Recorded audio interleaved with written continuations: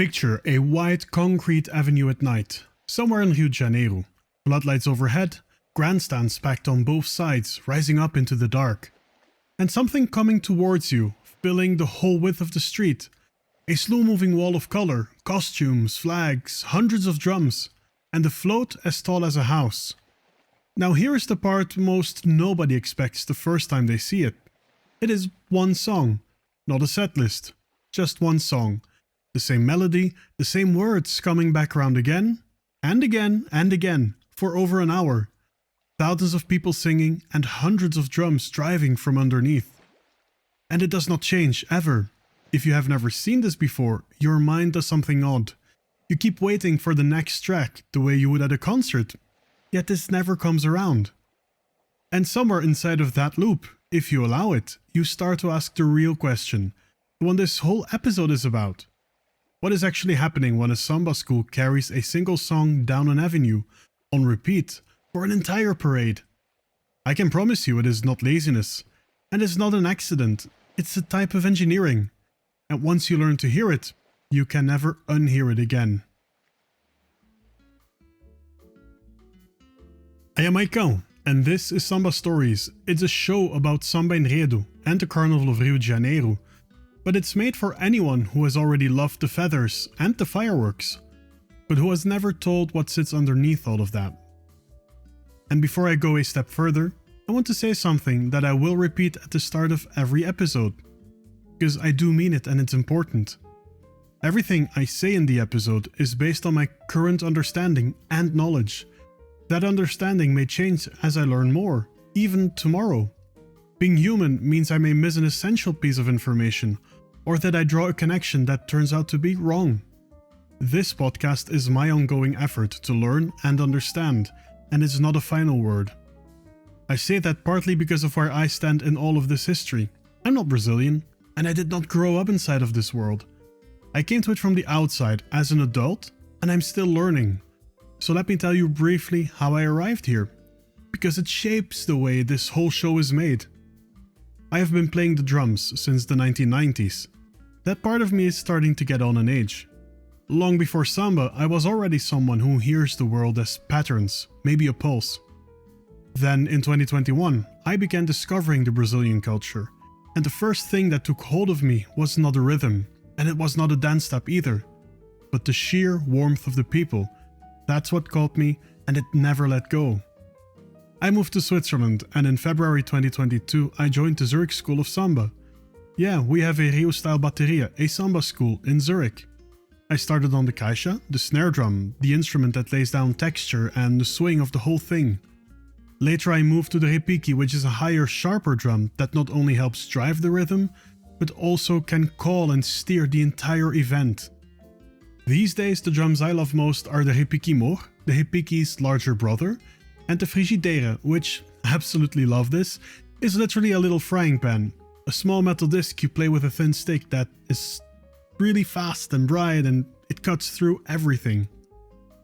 Then in 2023, I finally went to Rio for Carnival for the first time. And not just that, I was not just watching but participating.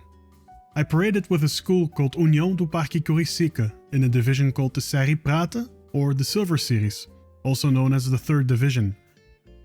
Yes, samba schools are divided, at least at present, in 5 divisions. And I want to be precise about where this first of my many parades happened, because the ground itself has a history. I paraded at what was called the Nova Intendente, or New Intendente, an experiment, a temporary parade ground set up to give the schools more room than the usual old place allowed for. Sadly, the experiment did not work. They have since returned to the old location, the Intendente Magalhães, and that is where things stand today. So my very first parade happened at a venue that, in a sense, is no longer there. I will come back to that place and to what a neighborhood parade like it can teach us, but I'll do that later in the series. For now, I'm not going to sit here and invent that night for you, what I wore, what someone might have said before we moved off, or even how I felt as we waited long hours. I do not have a recording of my own feelings from that evening. I tried to live it in the moment. And I would rather give you that truth than a tidy made-up story. What I can tell you, however, is this. I was in the bateria playing repique. The drum I had moved to in Zurich was the drum I walked into my first carnival carrying. And I walked in thinking I had a good grasp on what was going on. Boy, was I wrong. I walked out understanding that I had been looking at not even 5% of the machine. Since then, I have been back every year, parading with other schools in Rio, like União do Parque Acari, Inocentes de Belfort Roxo, Mocidade Unida da Cidade de Deus, and Renascer de Jacarepaguá. But that's not even the whole list. And yet, none of that makes me an owner of the tradition. It just makes me a lucky guest, happy to keep being invited back in. And someone who is trying to learn the house properly, meaning that I go room by room.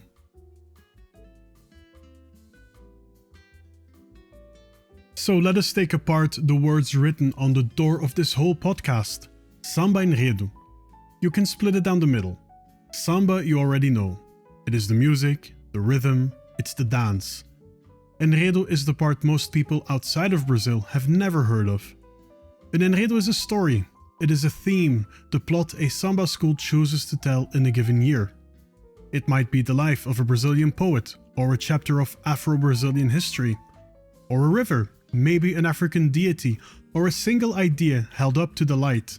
So Samba-Enredo is, quite literally, a theme samba, written to carry the year's story down the avenue. Here though, I want to stop you real quick, because the easy version of this is not correct. Someone will eventually tell you that the Samba-Enredo is just a theme song, but it is not. Think about what this one piece of music is asked to do. It has to fold an entire story, sometimes centuries of it, into a few minutes of words that you can actually sing. It has to be memorable enough that thousands of people learn it by heart. It has to be sturdy enough to survive being sung at full volume, outdoors, over a wall of drums, on repeat for the better part of an hour. And it has to manage all of that while still being judged as a serious form of art. It is a song, yeah, absolutely, but it is also a memory device, a coordination tool, a compressed piece of literature, a way of holding a crowd of thousands together, all welded into a single object.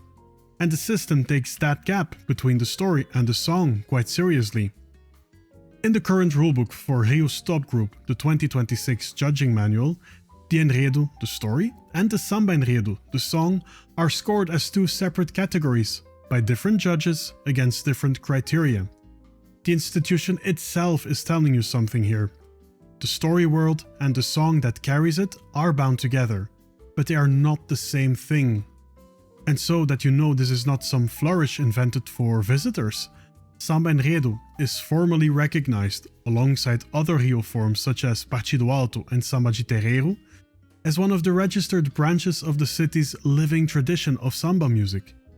We will come to Ghost roots soon enough, but for now hold on to a single idea.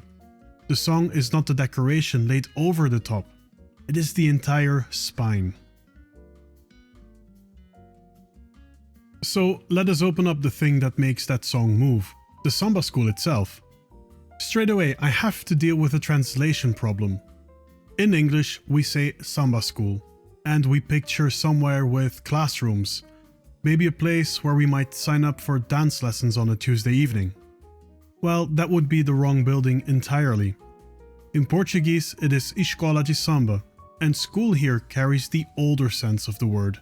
It's closer to a guild, or maybe a congregation, a place where knowledge is kept and handed down. Some of these schools are 80 or 90 years old, going on to 100. They have colors and a flag the way a nation does. They carry rivalries that reach back through generations. A samba school is a neighborhood association. It is usually rooted in one particular community, often a working class one, and very often a historically black one. It is a genre of music and a music engine with its own drum corps and its own composers. It is a workshop where welders, sculptors, seamstresses, and electricians build floats and costumes by hand. It is a competitive institution that goes to war once a year against its rivals under a strict and unforgiving set of rules. And it is a year-round social world that people simply belong to. It is not any one of those things, but all of them at once. Depending on the day you walk in, and the door you happen to use. And when I say production, I'm serious. Let me give you the scale using the 2026 rules for the top division again. And I will keep saying in 2026 because these numbers get reset every so often. And I have no wish to mislead you 2 years from now. A top tier school in 2026 must put at least 200 drummers on the avenue. 200! And that is only the floor. Most of the large schools march with a good deal more. But that is the bateria, the percussion section. It's the beating heart of the school. And every one of those drummers they call ritmista. That same school also have to field at least 60 baianas, the women in the great sweeping round skirts. An entire wing that honors the Bahian women who, as we will see over the next few episodes, sit very close to the origin of all of this. The whole school runs to thousands of people. They are organized into alas, wings, blocks of participants who share a single costume, and they carry one piece of the story between them. They move around and alongside the floats, the allegorias, and they wear costumes called fantasias. And the entire parade in 2026 runs against a very hard clock, somewhere between 70 and 80 minutes for the top group to bring the whole school from one end of the avenue to the other. Finish under that window or over and you are docked points. Now hold that picture in your head. Thousands of people, hundreds of drummers, floats the size of houses, a strict clock overhead, and every last one of them singing the same song, so that the whole moving mass stays locked together. That repetition you noticed at the very start, that is what it is for. The song is the click track for the parade of thousands of human beings. It is how a crowd of this size stays one single body, instead of 100 smaller ones that drift apart. 2 quick buildings though, and then I will move on. The Quadra is the school's home court, a hall in the neighborhood where it rehearses throughout the year. It throws its parties there, raises its money, and in a real sense, it lives. Maikão is the warehouse where the floats are actually built. It's part studio, part construction site, and in the final week before Carnival, it's part accident and emergency ward. We will spend an entire episode inside both of them. And the most famous stage for all of this, the one from the image that I opened with, it is the Sambadrome. Its proper name is the Passarela Professor Darcy Ribeiro, on a street called Marquês de Sapucaí. It is a permanent, purpose-built parade avenue lined with grandstands opened in 1984. Most people simply call it Sapucaí or the Sambódromo. But it is not the only place Carnival happens. Remember, my very own parade, the first one at least, was not there at all. The distance between that one celebrated avenue and everywhere else Carnival lives, it is a whole story in itself, and we will get to it as well.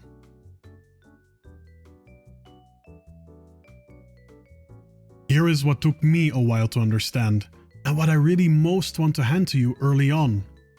This is not just a party. I mean, it is a party. The joy is real, I have felt it myself, and I do not mean that as a figure of speech. Underneath the joy, however, there is something heavier, and the two do not cancel each other out. They actually hold one another up. A school story, its enredo, is very often an argument. A school can spend its one parade a year, its single shot, in front of the whole country on live television, telling the story of an enslaved people's resistance, or of an inventor written out of the schoolbooks, maybe of an African god, or a forgotten corner of the city, or an old injustice that never made the headlines. It takes the most popular stage in Brazilian culture and uses it to press a memory. Sometimes even a grievance, or a pride, or all of these at once, into the bodies of thousands of people. And then, well, then it marches it straight down the middle of the city. This is kind of why I keep reaching for the word literature, because this music carries history. And the people who built this form of art, who built these massive schools, they were for the most part black, working class Brazilians.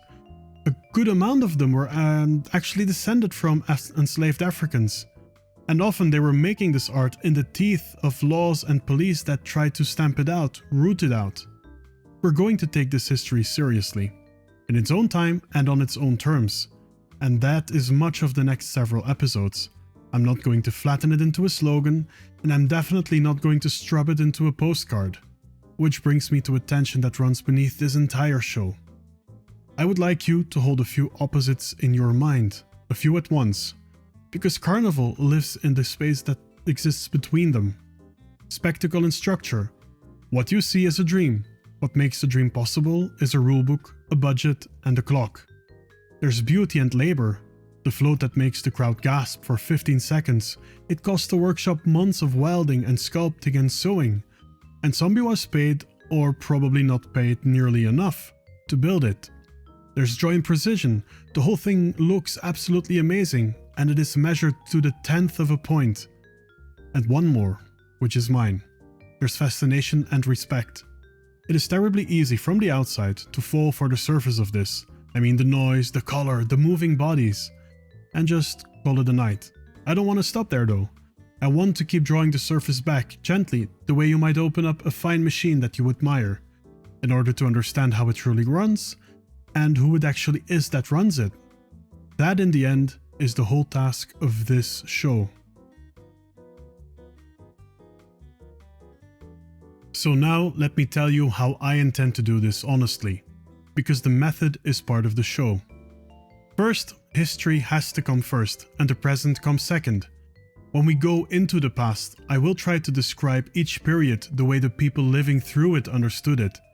Their laws, their vocabulary, the things they simply assumed to be true, before I ever hold it up against what the way we see the world now. I do not want to put modern thoughts into the heads of those who could not possibly have had them. The past gets to be itself first. And second, I am going to keep 4 different things apart out loud. There is what is documented, the record, the date, the ruling. There is what people at the time believed about something. And there is what scholars argue over now. And lastly, there is what I think, my own interpretation. Those are 4 different kinds of claim, and when I blur them together, I do both history and you a disservice. So I will try each time to tell you which one I am handing you. Third, there is respect. This art belongs to the communities that built it, often against long odds. I am a drummer from the outside, invited in. I'm not here to tell you a tourist's fantasy of Brazil, and I'm not here to speak on anyone's behalf. When I do not know something, I will say so plainly. And fourth, the practical one. I will check the current facts before I state them. Carnival's rules shift, the number of judges, the length of the parade, the divisions, even the way sound itself travels down the avenue. All of it gets rewritten at some point. And that last one is not even hypothetical, by the way. Rio recently changed the entire sound system of the Sambadrome, and it turns out to be a near perfect example of how a single engineering decision can truly reshape the art form. That one is an episode all on its own. And because there is the truth of a machine this large, you cannot take it all in at once, and I'm not going to try to force it into one show. We are going to take it apart, one real piece at a time. There is the voice at the front of the school who pulls thousands of people in. There is the drum section, and how it on its own can already win or lose a championship. There are the women who built this house and who were too often written out of its story. There are the flag-bearing couple and their formal, almost sacred dance. There is the scoring system, where a loose costume or a half-minute delay can cost the school the title. And there is the whole economy sitting beneath this. The money, the labor, the politics, the patronage that keeps the lights burning. We will get to every part of it, not as a checklist to be ticked off, no. As a slow way of learning to see. None of it though truly begins in Rio. To understand how a samba school can march history down an avenue, you have to go back, way back into time. Before the Sambadrome, before the schools themselves, before Rio was the center of any of this. You have to go to the Recôncavo Baiano, Recôncavo of Bahia, to the ports, the plantations, and the round dances of the Black Atlantic, where the word samba itself first begins to take shape. That is where we are going next time. So, the next time the parade comes around again, and you catch yourself waiting for the song to change, please don't. Lean into the loop instead. There is a whole world in there holding it together. I am Maikão, and this has been Samba Stories. Thank you so much for listening. If you think that this one was worth your time, a like and a comment genuinely help these stories reach more people. And do subscribe so you are with me when we reach Bahia next time. Até já!